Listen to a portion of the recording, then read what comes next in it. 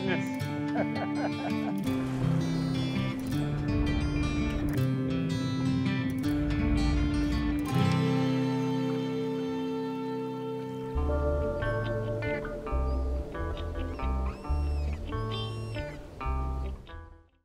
This week it's all about bottom fishing in the Gulf of Mexico, and let me tell you, this St. Pete Beach area all the way north, past Clearwater, Madeira Beach, this is the epicenter, this is the hub, this is the area that put the Gulf of Mexico on the map for bottom fishing. We're sitting on a full moon, there's something special that happens out in the Gulf. Late summer, early fall, it's the mangrove snapper spawn. This is a unique time where these mangrove snapper, just pile up on these spots, rise up in the water column, and I tell you, my guest host, Donnie Marcy, says this is the time to be here. These are the fish to catch. Mangrove snapper are excellent table fare. White, firm, flaky fillets. You can't do them wrong. All right, this week we're offshore, 20, 30 miles out? 35 right now from the beach. 35 miles offshore. The staple over here on the west coast. We're bottom fishing, looking for snapper and grouper. Yep, a little bit of mixed bag, hopefully some American reds. Got a lot of mangoes here, and every now and then a cobia. But it's usually early in the morning, so we'll see what happens. So it's something a little unique. We're sitting out here on a full moon, and you're telling me that a full moon, these mangrove snapper, once the sun goes down, it's late in the evening right now, late in the afternoon, we got an hour or so of sunlight left. We're gonna get on it a little bit, but really the magic happens after dark. Absolutely. When that moon starts shining, like you said, it's a staple over here. They just get very active. So we got some live baits. We're just gonna drop them down on some fish finder rigs and see what happens. See what happens. Get them fired up. Let's do it. I think it's gonna be all right. We are utilizing a variety of baits out here. Pinfish, white baits, which are also known as pilchards, scale sardines, thread fins sometimes, and then frozen bait. You could use, cut squid, cut sardines. So there's a variety of bait that you can bring out here to target these species. Oh, there's something. Come on. I got something, Donnie. Yeah? Yeah? It's not big.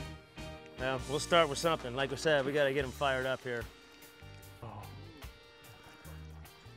A little red. A little American red for starters, huh? Look at that. You're saying these are loaded down there. We'll get them fired up here in a minute. I got picked.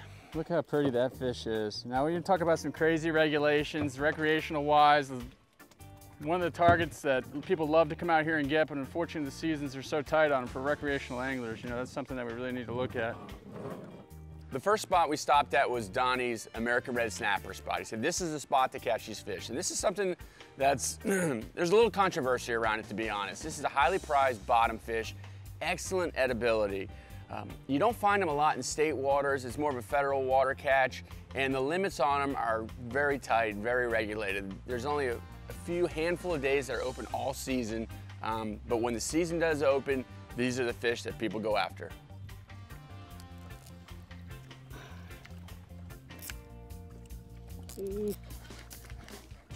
Oh, there he goes. Now he's got meat. That's a little better one there. Yeah, all right. Let's see. He bent the rod. Let's just see at least 5 pounds on him. This is definitely a better one. I'd like to see if that's a mango instead of a, nope, never mind. Dude, it's a good fish. It is. Oh, look at that belly on They're that one. getting bigger. God. It's amazing the regulations on these things. You can't only keep, there's like a handful of days a year that are open to recreational anglers. It's a shame. And you come out here and you catch them one after the other. I say lower the limits, with bag limits, but having a season open where everybody can come out here and catch some fish. It's pretty amazing too that pulling up to this spot, he said, this is a red snapper spot, but the tackle really doesn't change. Bottom fishing out here is pretty much bottom fishing. 10 miles, the water depth may change 10, 15 feet. The tackle is staying pretty much the same, the bait's staying the same. Yep. What happened? He just came unglued. Oh, but he came back after it. Oh, and he's a little bigger too. He said, don't get away from me. How I pulled that one off, I don't know. Feel like another snapper bite? Yeah, a little bigger. Let's see. Oh, nice. American Red Snapper is one of the biggest commercial yielding fish of snapper. There's a lot of regulations that surround it as far as recreational catches. A lot of these wrecks out in deeper federal water hold these fish, and they're highly prized. They're, you know, excellent table fare. They don't have a good population in state waters, so really you gotta head pretty far offshore to get these guys. Real-Time Florida Sportsman is brought to you by Eagle Claw Trocar, the sharpest fish hooks in the world.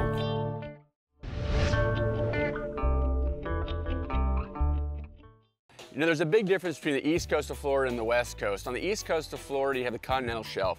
You know, 5–10 miles offshore, it drops off and you're not bottom fishing anymore because you're in 500, 1,000 feet of water. So much different on the west coast. You can go 100 miles offshore and you still have the depth of water that's needed to catch these bottom fish. That's what makes this area so great. There he is. Oh, there he is. We just moved spots. Donnie said we got to go to the grouper spot. What does it feel like? Oh, he's gagged. Gag? Yep. We ran in 10 miles from where we were, just dropped on this spot. You said this was a gag spot. Ooh, it's a red, huh? So, I'll tell you one thing. That's a red that actually bit and fought like a gag. Wow, that's That's good kind red. of rare. There. I could have swore that was a gag.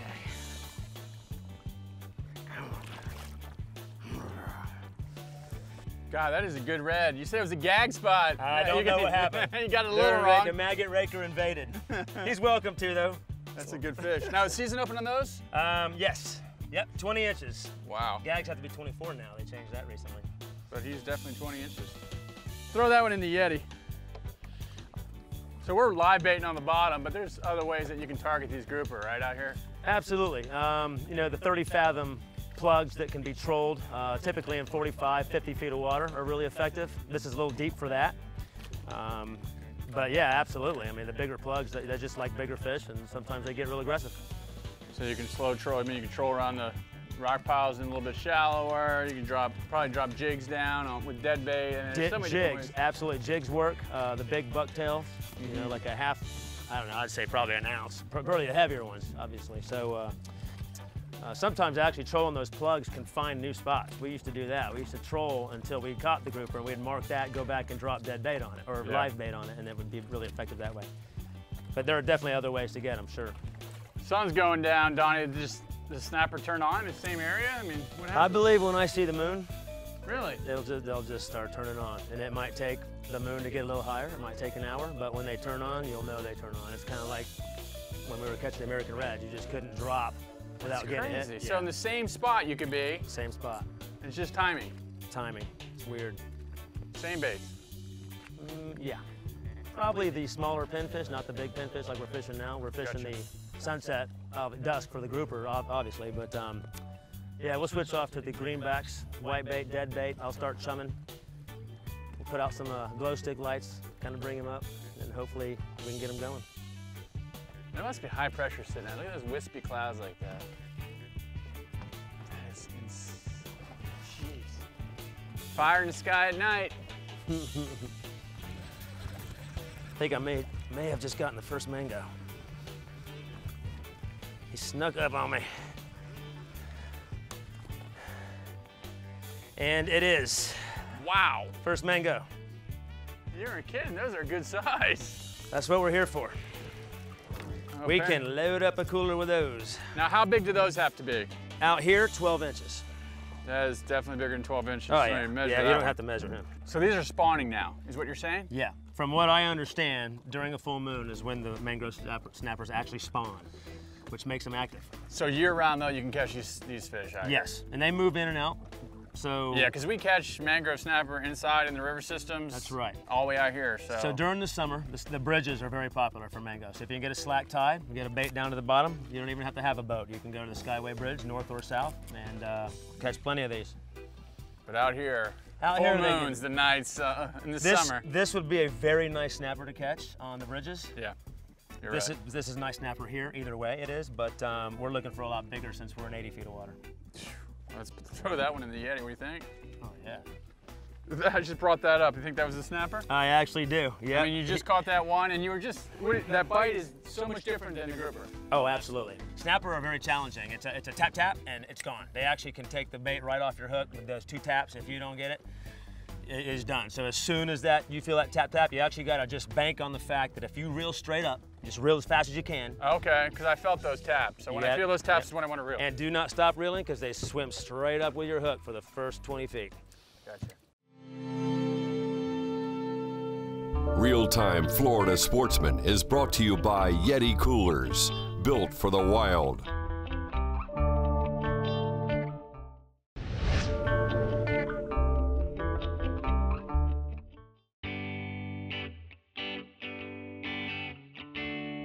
You know, with these smaller boats nowadays, and you just don't have the ability to have a radar. I mean, I don't have a T-top, and many boats don't, but you know, with this Ray Marine unit, you can just get a serious weather subscription, and you have the same radar, you know, that the big boats are seeing offshore, you know, and we can just sit here and just track those storms.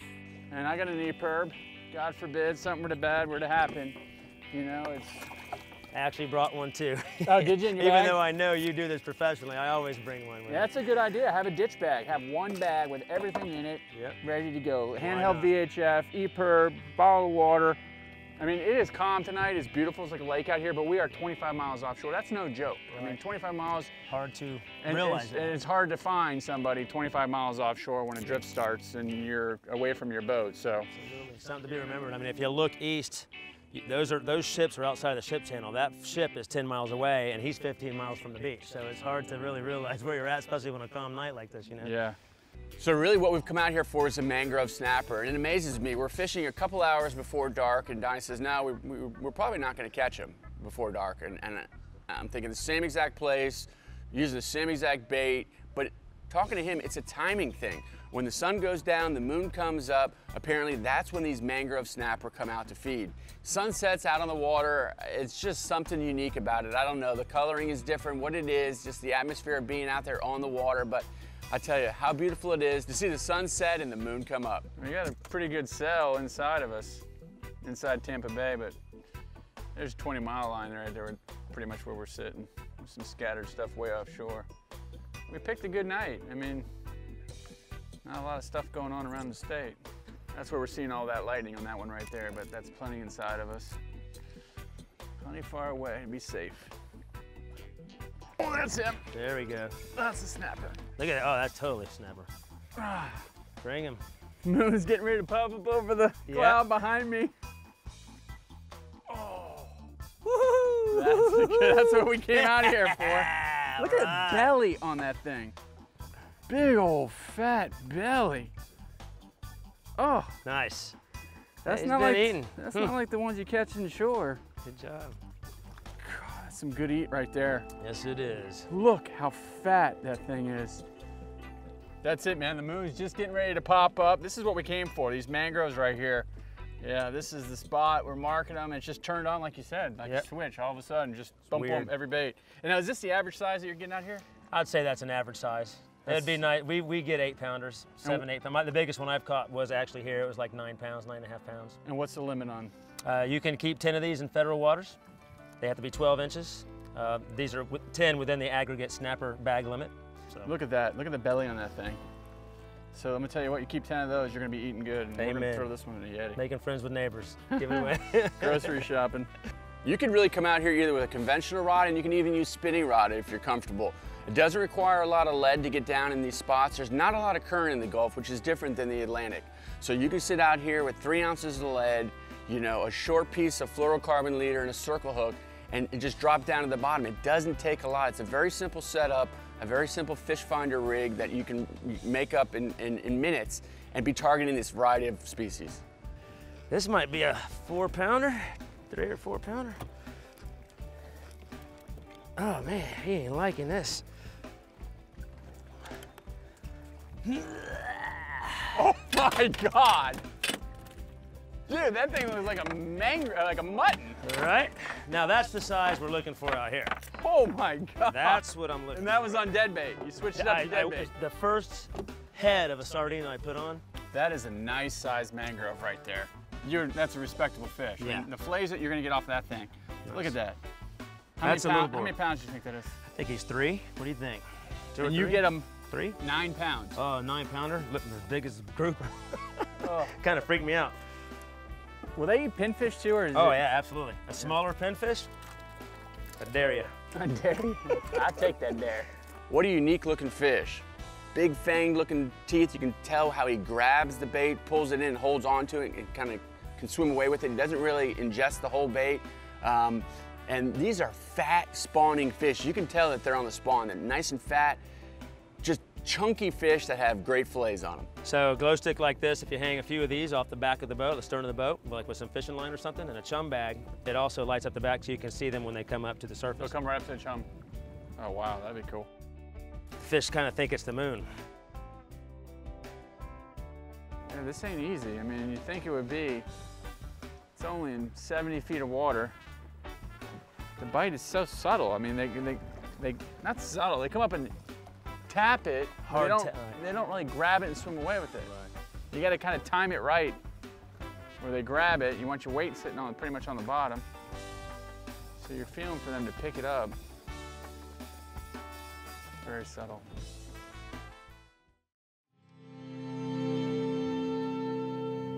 Real-Time Florida Sportsman is brought to you by Penn. Let the battle begin.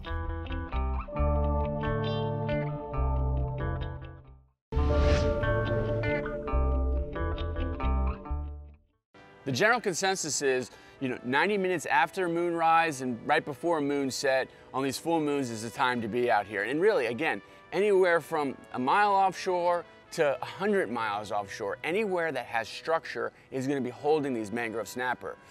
It seems the further offshore you get, the bigger the fish are going to be. Uh-oh, that's a bigger one. Yes, get him here. That thing hammered it. Don't sit down when you're doing this. He's bigger. Yeah, it feels a little bit better. Here, maybe that's a 5-pounder we were looking for. It's definitely a better one. Or He'll eat. he'll eat. Yeah, he's bigger. Yeah. The belly on that thing. Circle hook did the job right in the corner of the mouth, just sitting on the bottom. Hit the bottom and just kind of hold it tight. Don't really crank it up. Good size. That'll eat well. Look at the moon up right now. Yeah, man. Perfect. Ain't getting better than this. Perfect night. Yeah. Sitting out here in September, it's just perfect conditions. Mangrove snapper can be wily little critters. You can get a fish that's 5 pounds and almost feels like he's pecking at it like a 1-pound fish. It's amazing, the bite. You drop down at the bottom, they have these sharp little teeth and you can feel them come up and just peck at the bait. Donnie says, when you feel that peck, all you need to do is just start reeling. At first I was sitting there, I was waiting for a solid thump. I'm waiting for the line to come tight once the weight's sitting on the bottom. That didn't ever happen. What happened is you just felt a peck, peck, peck. The circle hooks just reel till it comes tight, and up he comes. God, it was just sitting on the bottom. Oh, that's a little better one there.